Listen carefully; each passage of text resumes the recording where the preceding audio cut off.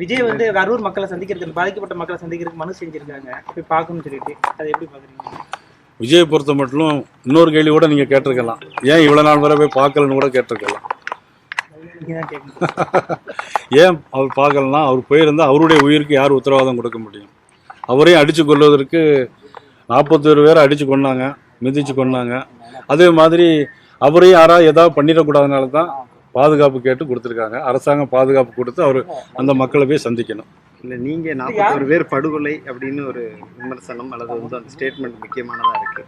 ஆனால் அதே நேரத்தில் டிடிவி தினகரன் சொல்கிறார், இதுக்கு தமிழக அரசோ அல்லது வந்து அங்கே இருக்கக்கூடிய அமைச்சர் செந்தில் பாலாஜோ எந்த பொறுப்பும் எடுக்க முடியாது, விஜய் தான் பார்த்துக்கிடணும் அப்படின்னு சொல்கிறாரு. ஒருவேளை அவங்க 2 பேரும் ஃபோனில் பேசியிருக்காங்களோ என்னவோ எனக்கு தெரியாது. யாரும் நீங்கள் சொன்ன 2 பேரும், அவங்க 2 பேரும் எதுவும் ஃபோனில் பேசி இப்படி சொல்ல வேண்டாம்னு சொன்னாங்களாங்கிறது எனக்கு தெரியாது. அவங்க 2 பேர்த்துக்கும் இல்லை, அவங்க என்ன அடிப்படையில் டிடிவி தினகரன் திமுகவோட அப்போ பேசுகிறாரு. இல்லை, அதை பற்றி நான் கருத்து சொல்ல முடியாது.